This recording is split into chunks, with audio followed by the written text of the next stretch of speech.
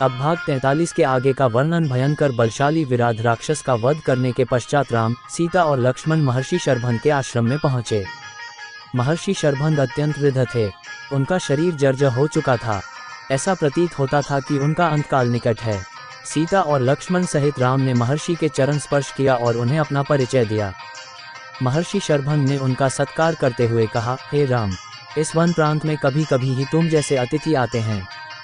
अपना शरीर त्याग करने के पहले मैं तुम्हारा दर्शन करना चाहता था, इसलिए तुम्हारी ही प्रतीक्षा में मैंने अब तक अपना शरीर नहीं त्यागा था। अब तुम्हारे दर्शन हो गए, इसलिए मैं इस नश्वर एवं जर्जर शरीर का परित्याग कर ब्रह्मलोक में जाऊंगा। मेरे शरीर त्याग करने के बाद तुम इस वन में निवास करने वाले महामुनि सुतीक्ष्ण के पास चले जाना, वे ही तुम्हारा कल्याण करेंगे।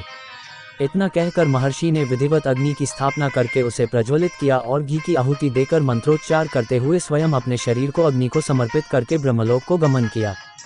महामुनि शरभंग के ब्रह्मलोक गमन के पश्चात आश्रम की निकटवर्ती कुटियाओं में निवास करने वाले ऋषि मुनियों ने वहां आकर रामचंद्र से प्रार्थना की, हे राघव, क्षत्रिय नरेश होने के नाते हम लोगों की रक्षा करना आपका कर्तव्य है।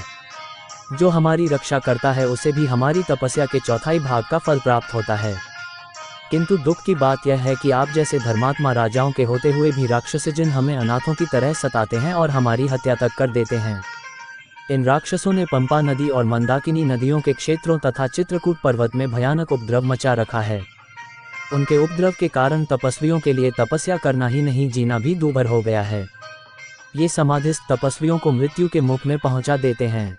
इसीलिए हम आपकी शरण में आए हैं। आप इस असह्य कष्ट और अपमान से हमारी रक्षा करें और हमें निर्भय होकर तप करने का अवसर दें। राम बोले, हे ऋषि मुनियों, आपके कष्टों के विषय में सुनकर मैं अत्यंत व्यथित हुआ हूँ। पिता की आज्ञा से अभी मुझे 14 वर्ष पर्यंत इन वनों में निवास करना है। आप लोगों के रक्षार्थ मैं इस अवधि में राक्षसों का चुन चुन कर नाश करना चाहता हूँ। आप सबके समक्ष मैं प्रतिज्ञा करता हूँ कि अपने भुजबल से मैं पृथ्वी के समस्त ऋषि द्रोही राक्षसों को समाप्त कर दूंगा। आप लोग मुझे आशीर्वाद दें ताकि मैं इस उद्देश्य में सफल हो सकूं। इस प्रकार से उन्हें धैर्य बंधा और राक्षसों के विनाश की प्रतिज्ञा कर रामचंद्र सीता और लक्ष्मण के साथ मुनि सुतीक्ष्ण के आश्रम में आए। उन्होंने अत्यंत वृद्ध महात्मा सुतीक्ष्ण के चरण स्पर्श किए और उन्हें अपना परिचय दिया। राम का परिचय पाकर महर्षि अत्यंत प्रसन्न हुए। उन्होंने तीनों को समुचित आसन दिया, उनका कुशलक्षेम पूछा तथा फलादि से उनका सत्कार किया।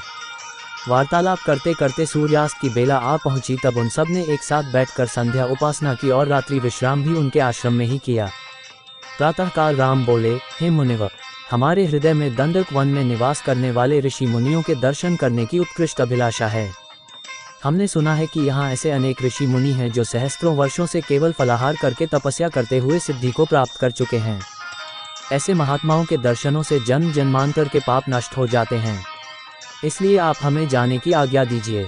महर्षि सुतीक्ष्ण ने आशीर्वाद देकर प्रेमपूर्वक उन्हें विदा करते हुए कहा, हे राम, तुम्हारा मार्ग मंगलमय हो। वास्तव में यहाँ के तपस्वी असीम ज्ञान और भक्ति के भंडार हैं। तुम अवश्य उनके दर्शन करो। इस वन का वातावरण भी तुम्हारे सर्वथा अनुकूल है। इसमें तुम लोग भ्रमण करके अपने वनवास काल को सार्थक करो। इसके आगे का वर्णन अगले भाग में। रामायण के सभी भाग सुनने के लिए हमारे चैनल को सब्सक्राइब करें।